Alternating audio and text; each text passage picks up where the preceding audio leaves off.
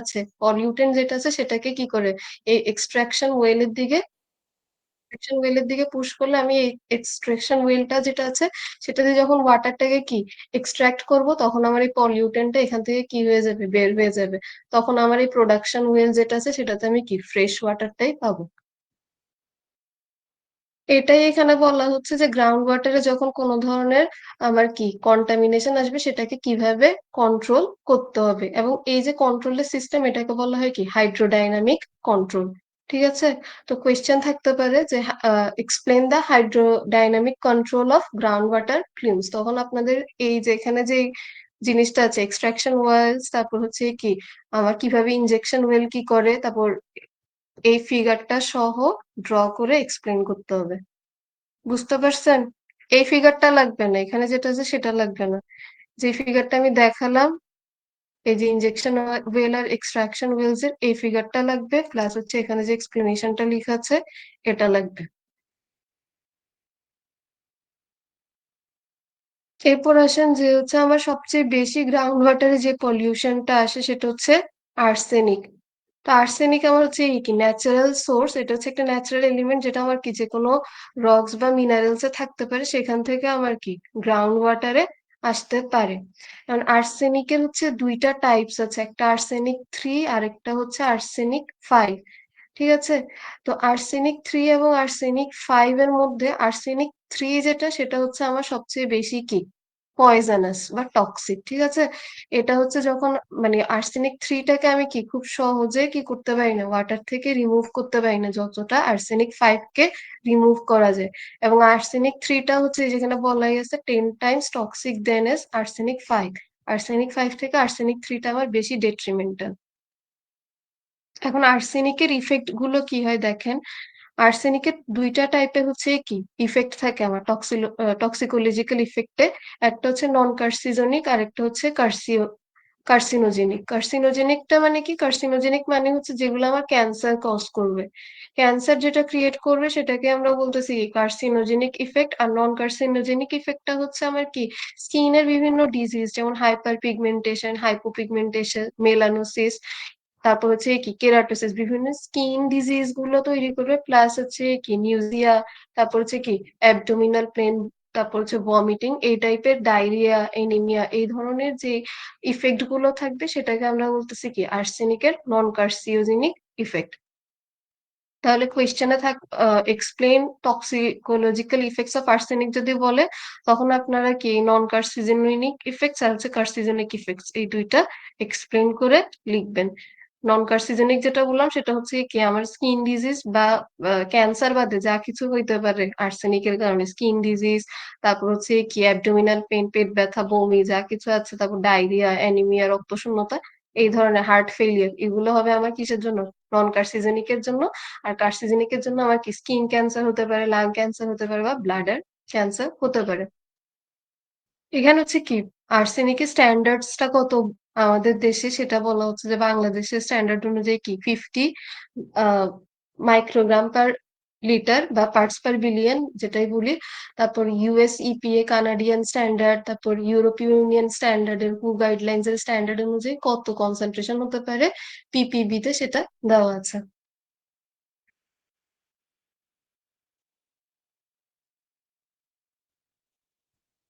এরপরে এই স্লাইডটাই যেটা হচ্ছে সেটা হচ্ছে কি আর্সেনিকের অকারেন্স বাংলাদেশে কখন থেকে কখন প্রথম হচ্ছে কি ফার্স্ট ডিটেক্ট করা হয়েছিল, কোন কোন জায়গায় আর্সেনিকের প্রবলেমটা বেশি হয়, কোথায় আর্সেনিকের প্রবলেমটা কম, সেই জিনিসগুলোই লিখছে। এটা তো তেমন কিছু নাই। এরপর যেটা আরেকটা ইম্পর্টেন্ট কোয়েশ্চেন সেটা হচ্ছে sources of arsenic in Bangladesh. আমাদের দেশে আর্সেনিক যে ওয়াটারে আসে সেই ওয়াটারে আর্সেনিক আসার সোর্সটা কি, প্রথম যেটা সেটা হচ্ছে আমার কি জিওলজিক্যাল অরিজিন। জিওলজিক অরিজিন মানে কি, আমার হচ্ছে আর্সেনিকটা অবশ্যই হইতেছে কি একটা কমপ্লেক্স ম্যাটেরিয়াল হিসেবে আমার কি সয়েলে থাকে, এবং সয়েল থেকে সেই আর্সেনিকটা যখন হচ্ছে কি আমার লিবারেট হয়, মানে যখন আর্সেনিকের আয়নটা ভেঙে যায়, তখন হচ্ছে গিয়ে কি এই আর্সেনিকটা আমার ওয়াটারের সাথে ডিজলভ হয়ে আমার কি গ্রাউন্ড ওয়াটারে আসে। তো নর্মালি হচ্ছে কি অ্যালুভিয়াল বা ডেল্টাইক যে সেডিমেন্টস গুলো থাকে সেই সেডিমেন্টস আমার কি আর্সেনিকের পাইরাইট যে আ কম্পোনেন্টটা সেটা থাকে। সেটার কারণেই মেইনলি আমাদের গ্রাউন্ড ওয়াটারে কি বাংলাদেশের গ্রাউন্ড ওয়াটারে আর্সেনিক কন্টামিনেশন টা হয়ে থাকে। আসসালামু আলাইকুম ম্যাম। ম্যাম একটু ইন্টারাপ্ট করতেছে, আমাদের একজন ঢুকতে পারতেছেন, একটু যদি অ্যাকসেপ্ট করতেন। কিছু বলতেছেন কেউ? শোনা যাচ্ছে না। হ্যালো। হুম? হ্যালো। ম্যাম আসসালামু আলাইকুম ম্যাম। ওই বুঝতেছেন? আমাদের ফ্রেন্ড একজন এন্টার করতে পারতেছেন, আমি এটা একটু যদি অ্যাকসেপ্ট করতেন।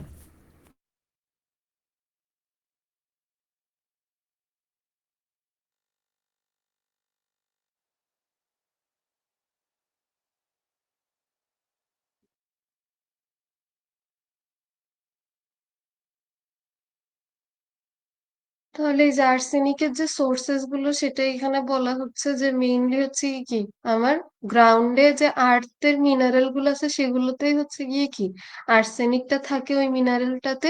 সেই মিনারেলের আর্সেনিকটাই হচ্ছে আমার ওয়াটারে গ্রাউন্ড ওয়াটারের সাথে ডিজলভ হয়ে হচ্ছে গিয়ে কি গ্রাউন্ড ওয়াটারে আর্সেনিক পলিউশনটা মেইনলি হয়ে থাকে।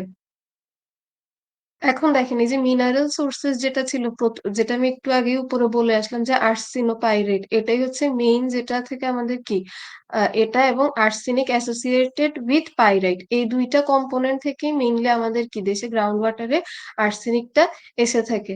তাহলে arsenic associated with iron hydroxide coatings on minerals যে আমার আয়রন হাইড্রোক্সাইডের একটা কোটিং হচ্ছে কি আর্সেনিকের উপরে থাকে। ওই আর্সেনিকের উপরে আয়রন হাইড্রোক্সাইডের কোটিংটা যখন অক্সিডেশন হয় তখন অক্সিডেশনের সময় আমার কি আয়রনটা অ্যাবসর্বড হয়ে হচ্ছে গিয়ে কি আর্সিনোপাইরাইট এটা তৈরি করে। এবং এই আর্সিনোপাইরেটের অক্সিডেশনের ফলেই হচ্ছে গিয়ে কি আমার নর্মালি গ্রাউন্ড ওয়াটারে কি হয় আর্সেনিকটা রিলিজ হয়। তো এটা এখানে একটা কি কেমিক্যাল রিঅ্যাকশনের মাধ্যমে দেখানো হচ্ছে যে কিভাবে আর্সেনোপাইরাইটটা হচ্ছে গিয়ে কি আমার অক্সিডেশন হয়ে আর্সেনিক সালফেট হয় এবং এখান থেকেই হচ্ছে গিয়ে কি এই যে আর্সেনিক যে সালফেট থাকে সেটা থেকেই হচ্ছে সরি ফেরাস সালফেট থেকে এই ফেরাস সালফেটটা যখন হচ্ছে কি রিমুভ হয়ে যায় তখনই হচ্ছে গিয়ে কি এই যে উপরের আয়রনের যখন আবরণটা সরে যায় তখনই এই আর্সেনিক যেটা ভেতরে ছিল সেই আর্সেনিকটা আমার কি হয় গ্রাউন্ড ওয়াটারে রিলিজ হয়।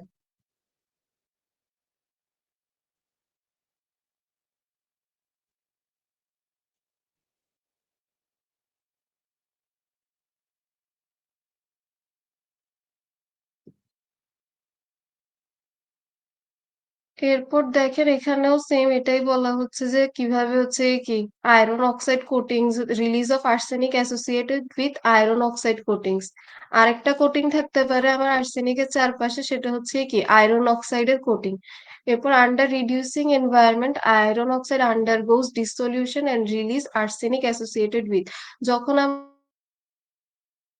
হয় তখন আয়রন অক্সাইডটা হচ্ছে গিয়ে কি আমার সলিউশনটাতে হচ্ছে কি সে ডিসলভড হয়ে যায় ডিসলভড হওয়ার কারণে আমার আয়রনটা যখন ডিসলভ হয়ে যাবে তখন সেখান থেকে আর্সেনিক যেটা সেটা আলাদা হয়ে আমার কি ওয়াটারে চলে আসবে। এবং এই রিডিউসিং এনভায়রনমেন্টটা কখন হবে যখন আমার কি বাতাসের উপস্থিতিটা বা অক্সিজেনের উপস্থিতিটা থাকবে না। এবং ওইখানে যদি কোনো ধরনের আমার যে সেডিমেন্টটা আছে সেখানে যদি কোনো ধরনের অর্গানিক ম্যাটার থাকে সেটার কারণেও হচ্ছে গিয়ে কি আমার এই আয়রন অক্সাইডটার কি হবে ডিসলিউশনটা হবে।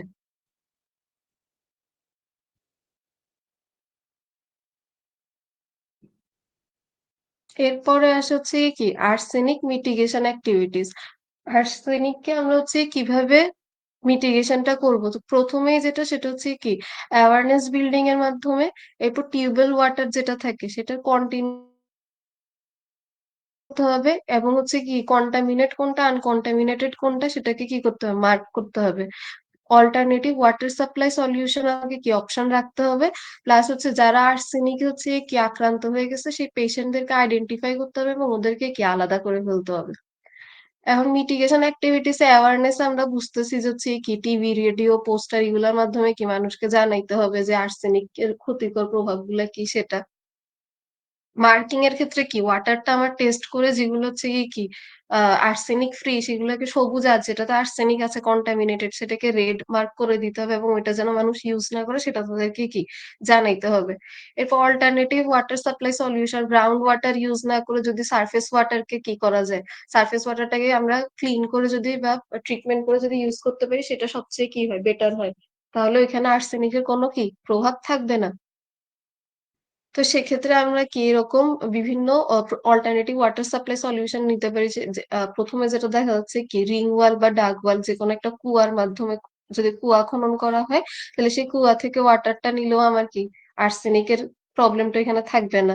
প্লাস হচ্ছে গিয়ে কি কোনো একটা পন্ডের ওয়াটারকে চাইলে আমরা কি করতে পারি, ট্রিটমেন্ট করে সেটাকে ইউজ করতে পারি। এছাড়া আমার যে আর্সেনিকের যে ওয়াটারটা আছে সেটা যদি কোনো অপশন নাও থাকে তাহলে সেই ওয়াটারটাকে ট্রিটমেন্ট করেও আমরা কি করতে পারি, ইউজ করতে পারি। তো আর্সেনিক যুক্ত যে ওয়াটারটা আছে সেটাকে ট্রিটমেন্ট করার নন কেমিক্যাল যদি অপশনস হয় সেটা হচ্ছে হিট চুলি, মানে হচ্ছে গিয়ে কি হিটের মাধ্যমে আমরা কি করতে পারি, আর্সেনিকটাকে রিমুভ করতে পারি।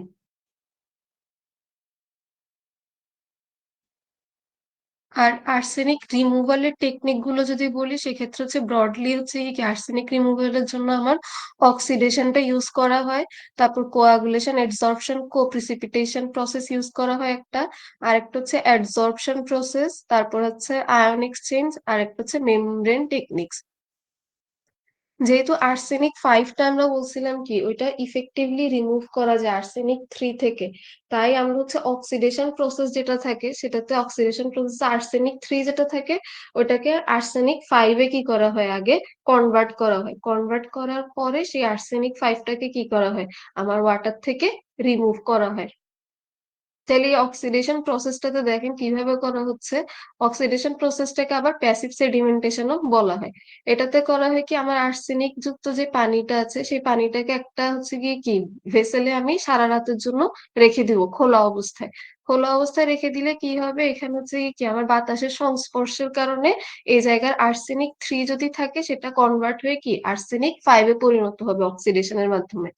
এবং আয়রন 2 যদি থাকে সেই আয়রন 2 টা কনভার্ট হয়ে কি করবে, আয়রন 3 তৈরি করবে। এবং আয়রন 3 টা হচ্ছে কি আমার পানির OH আয়নের সাথে বিক্রিয়া করে ফেরিক হাইড্রোক্সাইড তৈরি করবে। এখন এই আয়রন যেটা আর্সেনিক যেটা ছিল সেটা হচ্ছে ফেরিক হাইড্রোক্সাইডটাতে অ্যাডসর্ব হবে, অ্যাডসর্ব হওয়ার ফলে হচ্ছে কি কিছু ফ্লক তৈরি করা হবে। এই ফ্লক তৈরি হয়ে এই ওয়াটারের ফ্লক গুলো আস্তে আস্তে কি নিচে সেটেল ডাউন করবে, তারপর এখান থেকে উপরের যে পরিষ্কার পানিটা সেটা আমি নিয়ে নিলে সেটা আমার কি হয়ে যাবে, আর্সেনিক ফ্রি হয়ে যাবে। তো এটা হচ্ছে গিয়ে কি পারফরমেন্সটা 100% কি রিমুভাল হবে না, তো এটা হচ্ছে কি খুব একটা স্যাটিসফ্যাক্টরি না, কিন্তু যদি মানে আমার কোনো অপশন না থাকে তাহলে অ্যাটলিস্ট আমি কিভাবে ওয়াটারটাকে পিউরিফাই করে কি করতে পারি, ইউজ করতে পারি, সেটাই এখানে বলা হচ্ছে। এরপর সবচেয়ে যেটা খুবই পপুলার টেকনিক সেটা হচ্ছে আমার কোয়াগুলেশন, অ্যাডসর্পশন, কোপ্রিসিপিটেশন। এটাতে কি করা হয়, এটাতে প্রথমে হচ্ছে যে আমার আর্সেনিক যুক্ত যে পানিটা থাকে সেটাতে হচ্ছে কি অ্যালাম, ফেরিক ক্লোরাইড, লাইম এবং লাইম একসাথে দিয়ে কি করা হয়, মিক্স করা হয়। তারপর মিক্স করার পরে সেই ওয়াটারটাকে হচ্ছে কি ওভারনাইট রেখে দেওয়া হয়। মিক্সিং এর পরে ওয়াটারটাকে রেখে দেওয়া হয়। রেখে দেওয়ার পরে হচ্ছে গিয়ে কি সেম ভাবে এখানেও ফেরিক ক্লোরাইডটা ভেঙে হচ্ছে গিয়ে কি ফেরিক হাইড্রোক্সাইড তৈরি করবে। এরপর অ্যালামটাও হচ্ছে গিয়ে কি ভাঙবে, ভেঙে হচ্ছে কি অ্যালামের কাজ হবে ফ্লক গুলোকে তৈরি করা। তো এখানে ফেরিক হাইড্রোক্সাইডটা আর্সেনিকের সাথে বিক্রিয়া করে আমার কি আর্সেনিকটাকে একসাথে করবে, আর হচ্ছে অ্যালাম হচ্ছে কি জিনিসটাকে আমার কি করবে, কোয়াগুলেশনের কাজ করে জিনিসটাকে ফ্লক তৈরি করে, ফ্লক তৈরি করার পরে এই ফ্লক গুলো হচ্ছে কি আমার নিচে সেটেল ডাউন করবে এবং সেখান থেকে আমি কি আর্সেনিক ফ্রি ওয়াটারটা পাবো।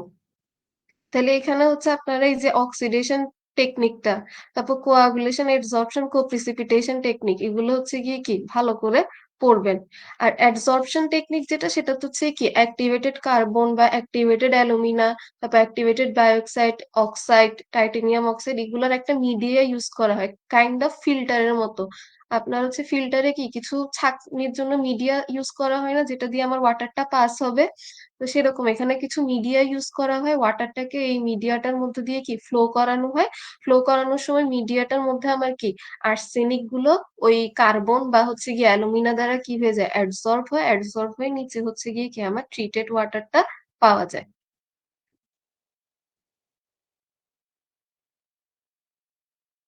এরপর চাইলে হচ্ছে গিয়ে কি আমরা আর্সেনিক রিমুভাল প্ল্যান্টও কি তৈরি করা যায়। এটা আর্সেনিক রিমুভাল প্ল্যান্টটা হচ্ছে গিয়ে কি আমার ওয়াটারে যখন আয়রন রিমুভাল, আর্সেনিক রিমুভাল প্ল্যান্টটাও সেরকম প্রথমে পাম্পিং করে ওয়াটারটাকে কি অ্যারেশন চেম্বারে রাখা হয়। অ্যারেশন চেম্বার থেকে হচ্ছে কি আমরা ফিল্টার বেডে দিই, ফিল্টার বেডে দিলে হচ্ছে কি আর্সেনিক 5 যে আয়ন গুলো আছে ওগুলো ফিল্টার বেডে আটকা পড়বে। আটকা পড়ার পরে আমরা এই ওয়াটারটাকে কি ক্লোরিনেশনে পাঠাবো। ক্লোরিনেশনে কি ক্লোরিন ইউজ করে যদি কোনো ধরনের আমার কি ওইখানে ব্যাকটেরিয়া বা প্যাথোজেনিক কিছু থাকে সেটা হচ্ছে গিয়ে কি রিমুভ হবে। রিমুভ হওয়ার পরে এই সেই ওয়াটারটাকে পাম্প করে আমি ওভারহেড ট্যাঙ্কে নিয়ে যাব। ওভারহেড ট্যাঙ্ক থেকে কি করব, ডিস্ট্রিবিউশন সিস্টেমে সব আমি কি করব, আমার যেই জায়গায় সাপ্লাই করতে হবে সেখানে পাঠাই দিব। তো এটা হচ্ছে গিয়ে কি আমার আয়রন রিমুভাল প্ল্যান্ট বা আর্সেনিক রিমুভাল প্ল্যান্ট দুইটাই সেম টাইপেরই হয়। সেটার মাধ্যমেও কি করতে পারি, আমি আর্সেনিক রিমুভ করতে পারি। এখানে আরো কিছু প্রসেস দেখানো হয়েছে, যেমন হচ্ছে এই যে ডাবল বাকেট সিস্টেম, এগুলো হচ্ছে কি হাউস হোল্ড ইউনিট, আপনি বাসা বাড়ির মধ্যে কি হচ্ছে হচ্ছে গিয়ে কি আর্সেনিক কন্টামিনেটেড ওয়াটারটাকে পিউরিফাই করে ইউজ করতে পারেন সেটা। তারপর এখানে আর একটা দেওয়া আছে 3 পিচের ফিল্টার, এটাও হাউস হোল্ডের জন্য। আর হচ্ছে গিয়ে লাস্টে যেটা দেওয়া আছে গ্র্যানুলার ফেরিক হাইড্রোক্সাইড ইউনিট, এগুলো হচ্ছে কি আমার নর্মালি যে কোনো ট্রিটমেন্ট প্ল্যান্টে ইউজ করা হয়। কি এগুলো হচ্ছে আমার কি আর্সেনিক মিটিগেশন প্রসেসের আরো কিছু ইউনিট দেখানো হচ্ছে। পরে এখানে এগুলো লাগবে না। আচ্ছা, লাস্টে কনক্লুডিং রিমার্কসে কিছু কথা বলা হচ্ছে যে এতক্ষণ ধরে যা যা বলা হয়েছিল সেগুলো, যে আমরা যত বেশি কি শ্যালো অ্যাকুইফায়ার থেকে হচ্ছে কি যদি আমরা ওয়াটার ইউজ করি তাহলে সেই ক্ষেত্রে হচ্ছে কি আর্সেনিকের পরিমাণটা আমার কি আস্তে আস্তে ওয়াটারে বাড়বে। তো আপনাদের এইটুকু পর্যন্তই হচ্ছে গিয়ে কি সিলেবাসটা, ঠিক আছে। গ্রাউন্ড ওয়াটার পলিউশনে এতখানি পর্যন্তই আপনাদের সিলেবাসটা মেইনলি। তো এখানের মধ্যে যেটা আপনাদের সবচেয়ে বেশি লাগবে সেটা হচ্ছে কি আর্সেনিকের গ্রাউন্ড ওয়াটার পলিউশনের সোর্স কি কি, তারপর আর্সেনিক কোথা থেকে আসে, কি কি সোর্স থেকে আমার আর্সেনিকটা ওয়াটারে আসতেছে সেটা, প্লাস হচ্ছে আর্সেনিকের হচ্ছে গিয়ে কি ইফেক্ট, টক্সিকোলজিক্যাল ইফেক্ট যেটা আছে সেটা পড়বেন ভালো করে। প্লাস হচ্ছে রিমুভাল বা মিটিগেশন টেকনিক যেগুলো পড়ালাম, যে হচ্ছে কি আপনার অক্সিডেশনের মাধ্যমে করা যাচ্ছে বা হচ্ছে কি অ্যাডসর্পশন কো-প্রিসিপিটেশন, ওগুলোর মাধ্যমে যে রিমুভাল টেকনিক গুলো পড়ালাম সেগুলো ভালো করে এখান থেকে কি পড়বেন, ঠিক আছে। প্লাস হচ্ছে এই যে আর্সেনিক রিমুভাল প্ল্যান্ট যেটা কিরকম, মানে আর্সেনিক রিমুভাল ওয়াটার কিভাবে আমি কি একটা ট্রিটমেন্ট প্ল্যান্টে ট্রিট করতে পারি সেটা অবশ্যই এই ফিগারটাও দেখবেন।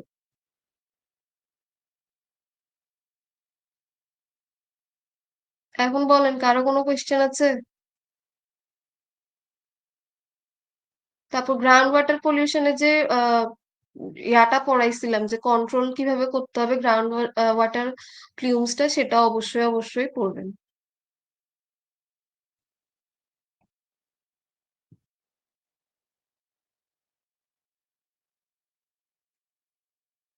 এখন বলেন, কারো কোনো কোয়েশ্চেন আছে?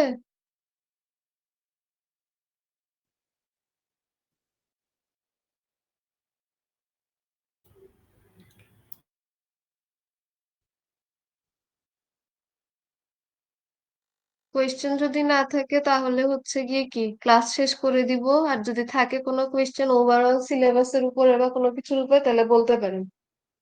ম্যাম অ্যাসাইনমেন্টের ওইটার টপিকটা একটু যদি হেডলাইনটা যদি একটু বলতেন কষ্ট করে কি লিখতাম। অ্যাসাইনমেন্টের টপিকটা তো ওই ইয়াটা কোথায়, এটা তো আমি, আচ্ছা এটা কালকে জানালে হবে না আপনাদেরকে? এটা হচ্ছে ম্যাম ফাইলটা কালকে মনে হয় প্রবলেম আমার, হচ্ছে তো কালকে বসতে পারবো না কম্পিউটারের সামনে অথবা কাজ করতে। টপিকের নামটা লিখতে কি অনেকক্ষণ সময় লাগবে? সবটা লিখে রাখবেন, খালি উপরে হেডলাইনটা লিখেই তো বাকি থাকবে। সারফেস ওয়াটার কোয়ালিটি ছিল এটা, সারফেস ওয়াটার কোয়ালিটি। একটা লিখে দিলে হয়েছে, সমস্যা নেই। একটা লিখে দিলে হয় নাই, আমি বলতেছি দাঁড়ান। এটা মনে হয় আমি